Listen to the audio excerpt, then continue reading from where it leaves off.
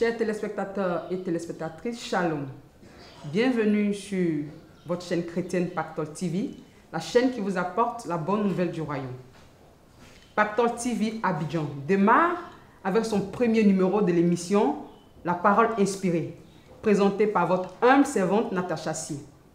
Alors, pour ce premier numéro, nous recevons un éminent homme de Dieu, un homme dont l'action impacte fortement la vie chrétienne en Côte d'Ivoire et même au-delà. Nous recevons le prophète Arnaud Seka. Bonjour prophète. Bonjour Natacha. Comment allez-vous? Ça va bien par la grâce de Dieu. Permettez que nous commençons cette émission par une petite prière. Merci Saint-Esprit. Éternel, nous te rendons grâce. Nous te bénissons pour ce moment. Nous bénissons cette équipe qui est venue de la part de Pactole TV. Permets que ton esprit nous dirige en toutes choses, que nous puissions être utilisés pour édifier la foi de plusieurs. Que toute la gloire te revienne au nom de Jésus. Amen. Amen, amen, amen. Gloire à Dieu. Alors, prophète, veuillez vous présenter pour ceux qui ne vous connaissent pas. Me présenter, ça sera de façon très brève. Moi, je suis Arnaud Sylvestre Seka. Je suis serviteur de Dieu, ayant reçu un appel depuis plusieurs années déjà, mais la vision que Dieu nous a donnée a effectivement pris naissance il y a un peu moins de 2 ans.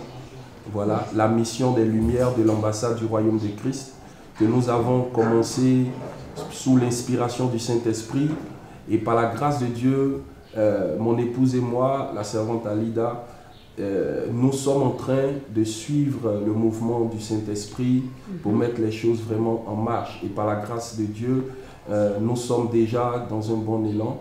Et voilà, il n'y a pas de grande chose à dire me concernant, mais je préfère qu'on se concentre plus sur ce qui pourrait édifier le peuple de Dieu. D'accord. Voilà.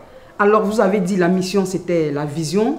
Oui, la mission des lumières de l'ambassade du Royaume de Christ. Ok, donc pourquoi la vision des lumières de l'ambassade du Royaume du Christ? Pourquoi spécialement ce nom? Comme je vous l'ai dit, quand nous avons reçu cette vision-là, le Seigneur a été très clair dans cette prescription. Il nous a déjà donné l'impact que nous devions avoir dans la vie de plusieurs personnes, d'où le nom de lumière de l'ambassade du Royaume de Christ. Donc, il nous a dit que nous allons permettre à plusieurs de retrouver leur identité en tant qu'enfants de Dieu par l'impact qu'ils auraient dans le monde. Donc, vous convenez avec moi qu'une lumière, comme le dit la Bible, ne peut pas rester cachée. Voilà, la lumière attire de par sa clarté et de par sa puissance. Donc, notre mission, c'est d'impacter des personnes qui sont encore cachées dans l'anonymat, qui n'ont pas la capacité de révéler les talents et les dons que Dieu a mis en eux. Et par l'évangile, nous permettons à chacun de pouvoir retrouver sa réelle personnalité. D'où le nom Lumière de l'ambassade du Royaume de Christ, parce qu'en réalité, la Bible dit que nous sommes ambassadeurs sur la terre. Et nous sommes ambassadeurs du royaume des cieux. Donc, et il va de soi que nous qui sommes là, nous sommes des représentants de ce royaume-là. Et c'est à cet effet que Dieu nous a donné cette appellation. Voilà. Donc, si nous allons sur la voie d'éclaircir un peu les téléspectateurs de Pactole TV, vous apparaissez comme une lumière dans le monde. Ben oui, parce que il est écrit que nous sommes la lumière du monde et le sel de la terre. Voilà, notre rôle, c'est de pouvoir démontrer la gloire de Dieu. Et dans un monde où les ténèbres sont en train de prendre véritablement de l'ampleur, il est important que la lumière soit révélée. Et la Bible dit encore que le monde attend avec un ardent désir la révélation des fils de Dieu. Donc, quand nous sommes dans les ténèbres, tout ce qui pourrait nous sortir des ténèbres, c'est la lumière. Voilà, et la lumière de Jésus-Christ est la solution pour l'humanité. Vous êtes dans cette mission avec votre épouse? Oui, bien sûr, la servante Alida Seka qui réside en France et qui a pour mission aussi de commencer cette mission de l'autre côté, le temps que nous puissions faire asseoir la mission ici en Côte d'Ivoire et puis commencer les voyages missionnaires. D'accord. Donc, dans la présentation, j'ai dit prophète. Oui. J'aimerais savoir pourquoi prophète, pourquoi pas archibishop, archivêque. Oui. Et puis voilà, tous ces noms qu'on nous entend. Je comprends très bien votre question, oui. Mais vous savez, je suis de ceux qui croient qu'on ne peut porter le titre que Dieu nous a donné. Voilà, on ne peut porter que le titre que Dieu nous a donné. Voilà, moi je ne suis pas trop partisan des appellations extra-bibliques. Voilà, donc le Seigneur, quand il m'appelait, il m'a dit que j'étais son prophète et qu'il m'enverrait pour transmettre son message à son peuple. Et c'est cette appellation que je préfère garder. Même si souvent d'autres m'appellent révérend ou autre, mais je préfère le titre prophète. D'accord. Alors je vais pousser un peu ma curiosité plus loin, tout ça pour satisfaire le public de Pactor TV. Vous avez parlé d'appellation extra-biblique. Ouais. Je voudrais que vous m'en dites un peu plus. Bon, vous savez, nous sommes tous aujourd'hui témoins de la tournure que prennent les choses au niveau de l'Église, dans le monde en général. Donc, nous voyons des appellations qui n'ont pas véritablement leur fondement dans la parole. Voilà, et on essaie de nous expliquer et de nous faire accepter ces choses simplement par une révélation qu'on aurait reçue personnellement, ce que je ne remets pas en cause. Mais je pense que notre base, c'est la Bible. Et dans la Bible, on nous parle certes d'évêque, d'où le titre bishop qui est évêque en anglais, mais en dehors de ça, les autres titres ne sont pas véritablement bibliquement fondés. Vous voyez, on nous parle de général, on nous parle de, je ne sais pas moi, d'autres titres qui en réalité ne sont que des appellations honorifiques, ouais, mais qui n'ont pas véritablement de source biblique. Voilà pourquoi j'ai parlé d'extra-biblique. D'accord. Très chers téléspectateurs de Pactor TV, ne zappez pas parce que vous allez voir des surprises. Pour ce premier numéro depuis Abidjan, vous serez édifiés par l'enseignement du prophète, de ce grand homme de Dieu, à savoir le prophète Ano Seka. Et je profite pour faire un clin d'œil à toute l'équipe de Pactor TV depuis Paris, Lolo Moutima, Kone Sombaga, Prince Kouka, Francis, toute cette équipe qui a permis à ce que Pactor TV Abidjan voie le jour. Je vous dis merci. Alors, je me retourne vers le prophète Ano Seka. Pactor TV à Abidjan, nous sommes à notre premier numéro de l'émission La Parole Inspirée. On aimerait savoir en réalité ce qui vous a poussé, ce qui vous a animé réellement à suivre le chemin de l'Éternel. Parce que nous savons qu'il est, nous savons tous qu'il est glorieux, que c'est merveilleux de suivre l'Éternel, que c'est le chemin le plus sûr. Mais vous en particulier, quelle a été votre expérience avec ce Dieu-là? C'est une excellente question. Et à chaque fois que je dois parler de mon témoignage, je suis assez heureux parce que certains pensent que les hommes de Dieu sont tombés du ciel, que ce sont des anges. Non, notre parcours démontre véritablement la transformation, la rencontre avec Christ, démontre véritablement combien de fois Dieu est capable de changer quelqu'un de rien pour faire de lui quelqu'un aujourd'hui. Voilà, moi j'ai connu une vie assez mouvementée dans ma jeunesse qui a précédé ma conversion. Je suis fils unique de mes parents. Et à cet effet, ça a été un peu difficile de trouver mes marques vu que je n'avais pas de frères et sœurs. Donc, j'ai été beaucoup plus tourné vers l'extérieur, dans des amitiés et autres. Donc, j'étais membre d'une, je ne dirais pas une bande, parce que le terme est un peu péjoratif, mais je dirais un groupe d'amis un groupe d'amis qui était plus porté sur les plaisirs du monde, sur les vices, hein, je dirais, ce qui a fait que j'ai connu assez tôt la cigarette, l'alcool, les sorties nocturnes et autres.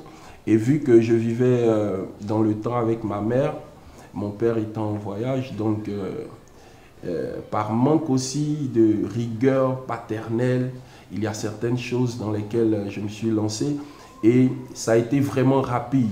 Voilà, j'ai connu beaucoup de choses en très peu de temps et souvent je le dis à tous ceux qui m'écoutent pendant souvent mes prédications et interventions un peu partout que je ne sais pas ce que le diable peut encore utiliser pour me ramener parce que quand j'étais encore en dehors de la foi chrétienne, j'ai connu pratiquement tout ce qu'on peut faire en étant dans le monde.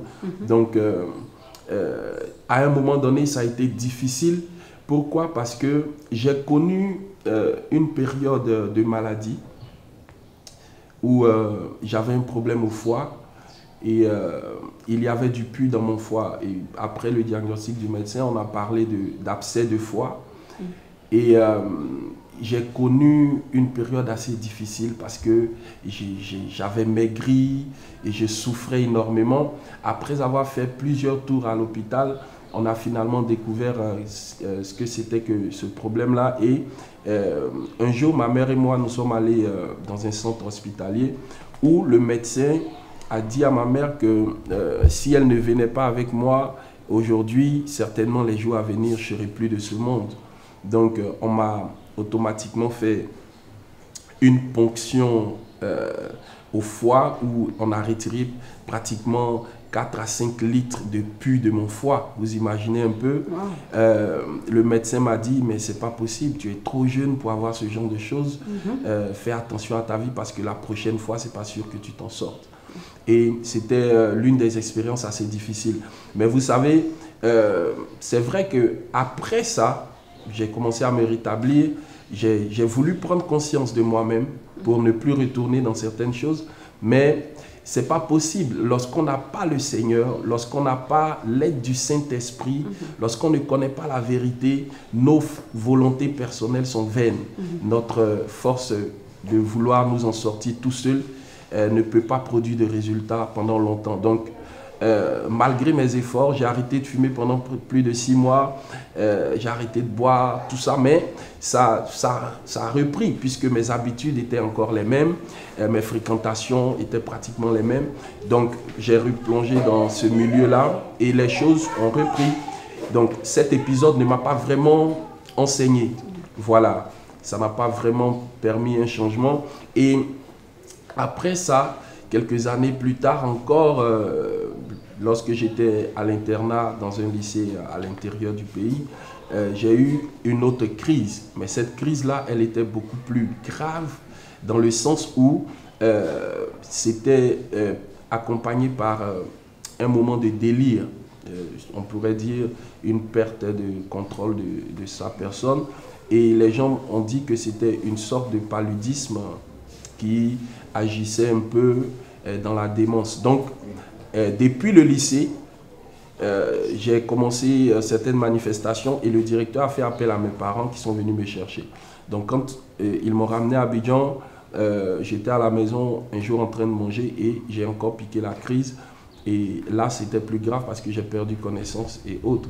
Et tout ce dont je me rappelle, c'est que j'étais dans un véhicule qui m'emmenait quelque part. Et après, je me suis réveillé en étant dans une chambre.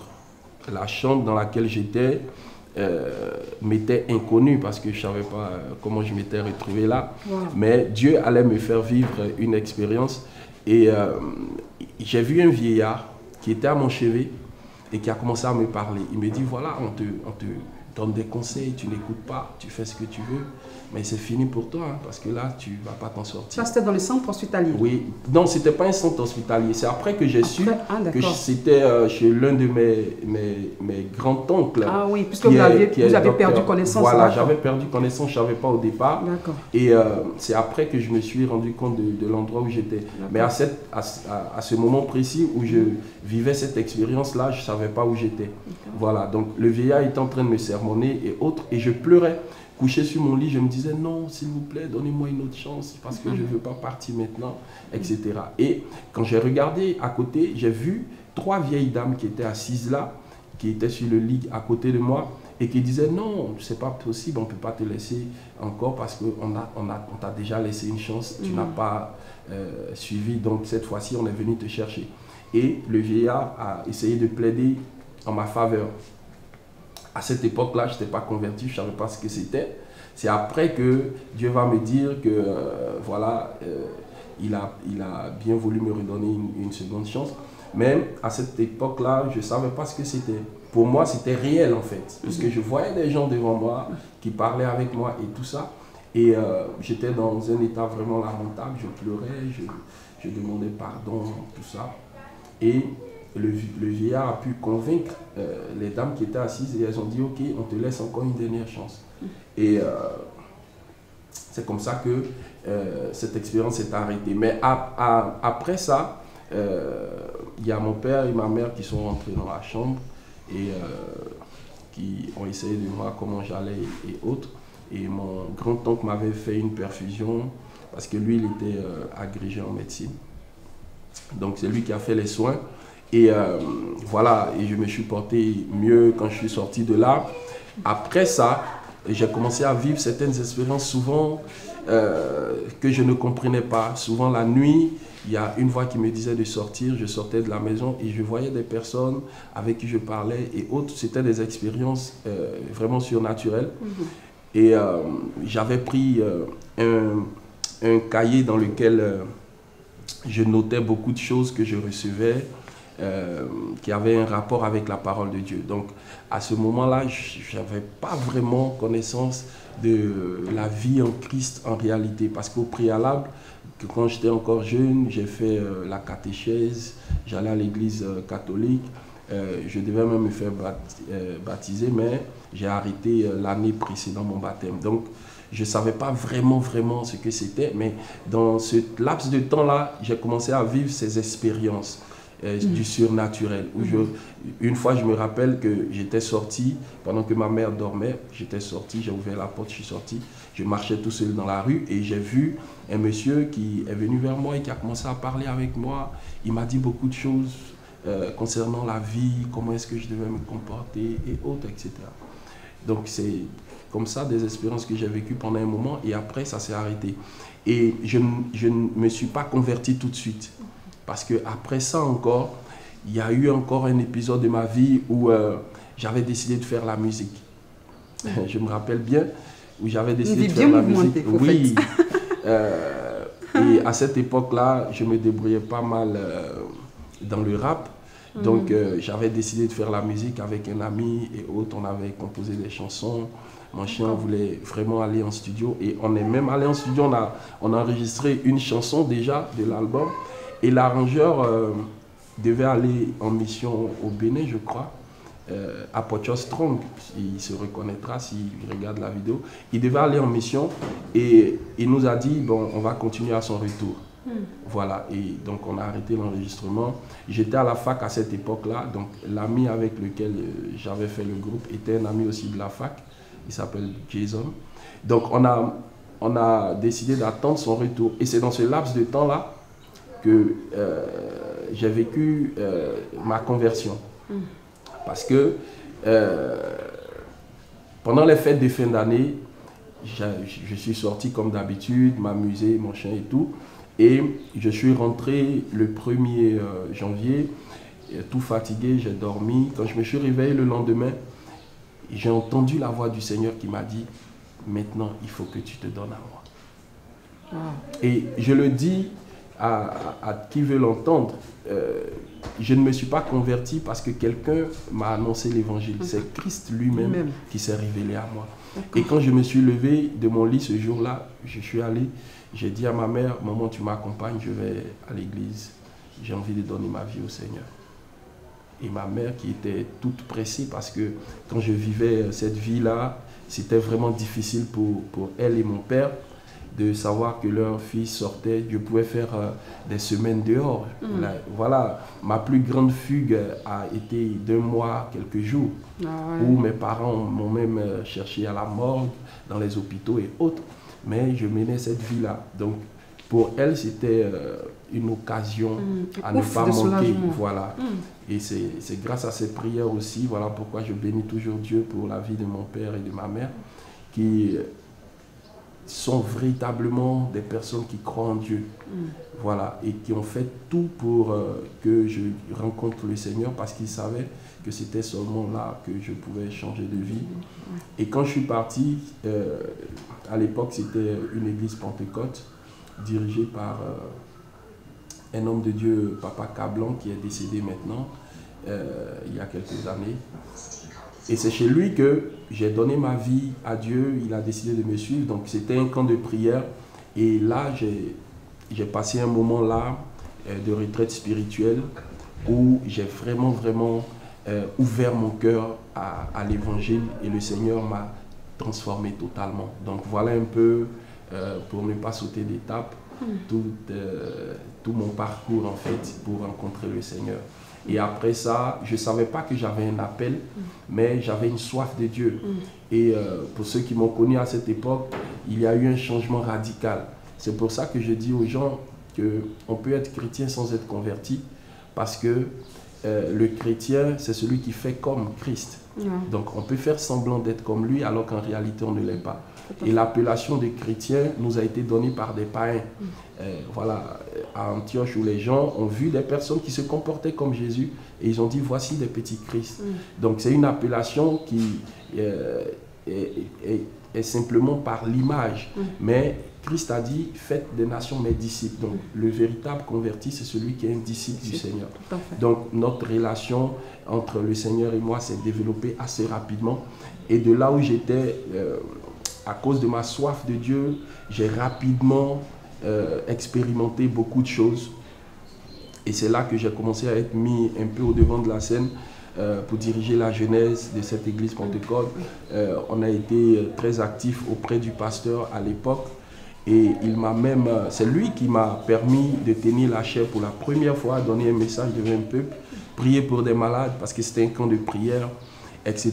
Donc j'ai appris à faire tout dans l'église à cette époque-là.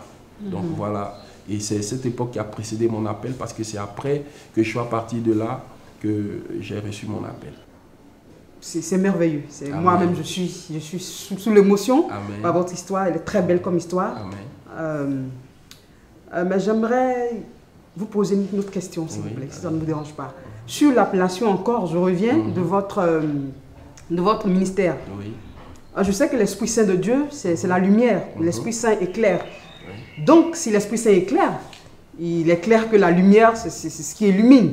Donc, quand votre ministère encore s'appelle lumière, vient éclairer le peuple, ça semble un peu la confusion. Je voudrais que vous nous expliquiez un peu plus. En fait, il n'y a pas de confusion puisque le Saint-Esprit fait de notre corps son temple. Donc si le Saint-Esprit est la lumière, que tu as la lumière en toi, tu es toi-même une lumière. Voilà, donc il n'y a pas de confusion. Mais lumière ici, dans l'appellation de cette mission-là, est lumière au pluriel, pas lumière au singulier. D'accord, ça c'est un détail pour les téléspectateurs de Pactol TV. Voilà, lumière au pluriel parce que c'est l'ensemble des personnes qui sont impactées par l'évangile et qui reflètent la gloire de Dieu.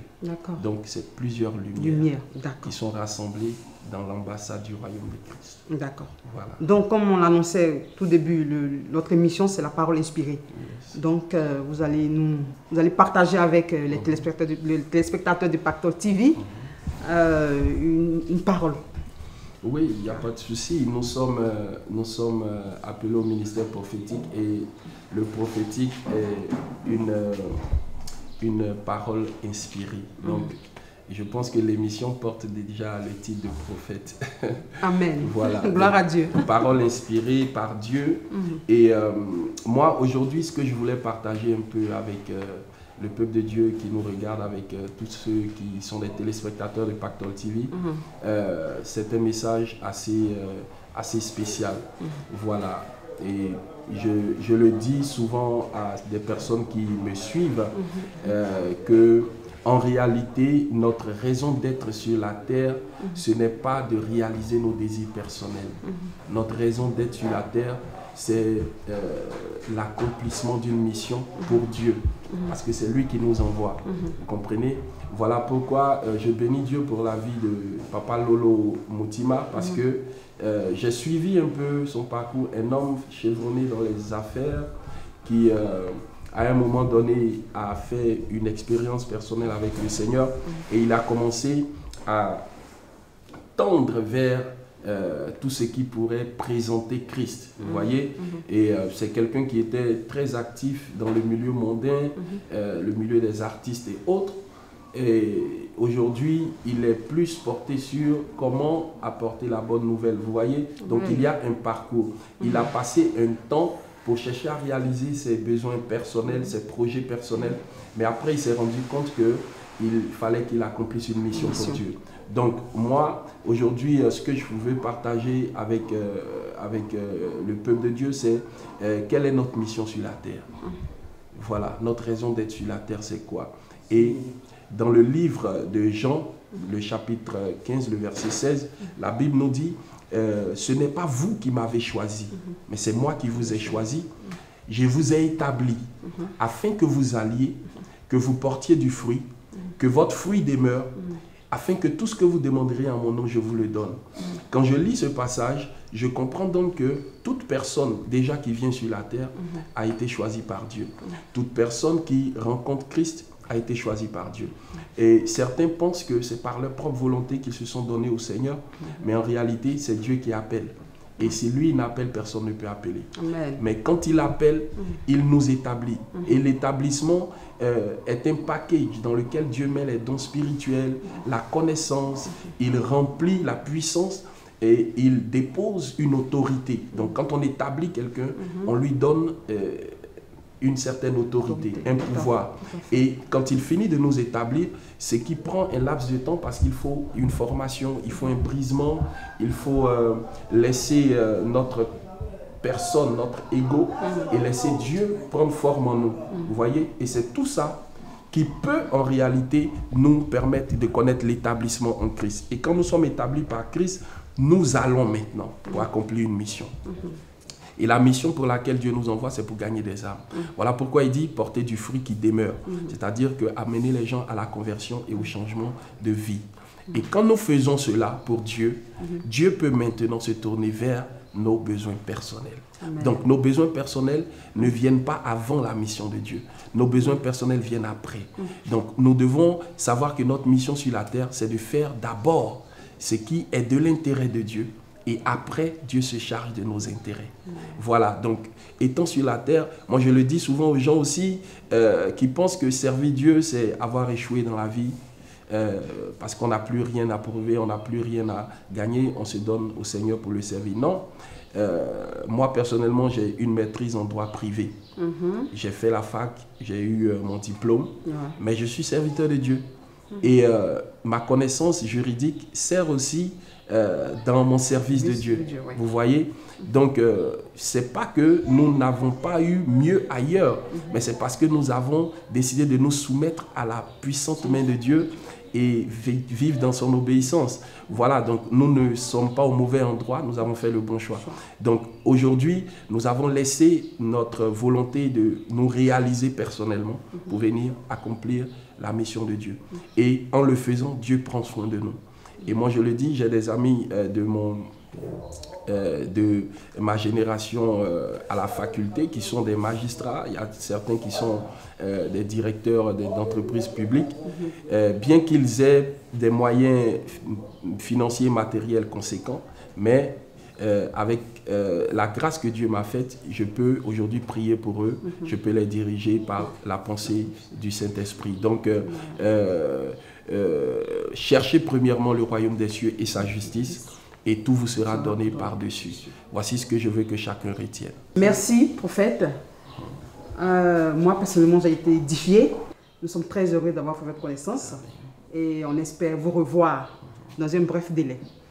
Merci, chers téléspectateurs de Pactol TV, pour ce premier numéro de La Parole Inspirée depuis Abidjan. J'espère que vous avez été édifiés par ce premier numéro. Nous avons eu l'honneur de recevoir ce grand homme de Dieu en sa personne du prophète Ano Seka et qui a partagé avec nous son expérience, son appel, son ministère, et vraiment nous avons été édifiés. Donc nous rendons gloire à Dieu, nous rendons grâce à Dieu pour ces merveilles infinies dans nos vies, espérant vous retrouver très bientôt. Shalom.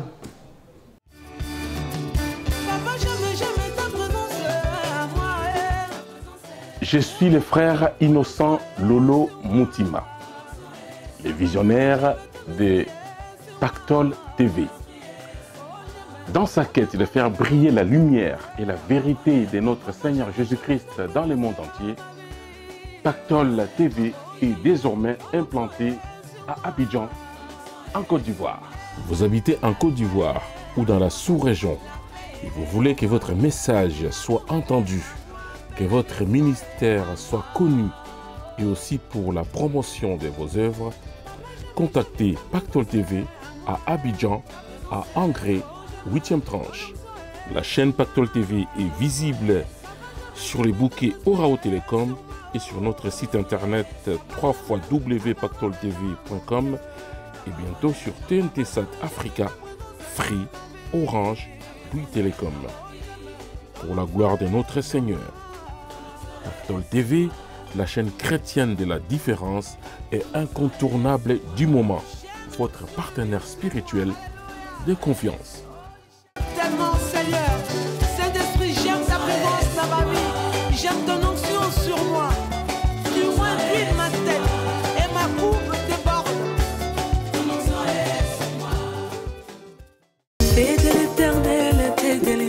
Pactol Hit, le classement mensuel des 10 meilleurs titres gospel. Un hit parade des chants chrétiens du moment sur Pactol TV.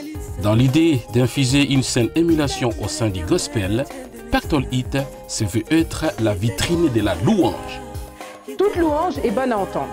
Alors, artistes chrétiens, vous aurez la confirmation que vos œuvres sont suivies. Pactol Hit est aussi un moyen pour vous de booster votre promotion. Car sur Pactol Hit, ce sont les téléspectateurs qui votent. Ne ratez pas votre émission Pactol Hit sur la chaîne chrétienne Pactol TV, visible sur le bouquet Orao Télécom et sur notre site internet www.pactoltv.com. Rendez-vous sur Pactol TV et que le meilleur inspire tous les autres. Pactol TV, la chaîne chrétienne incontournable du moment et de la différence, votre partenaire spirituel de confiance.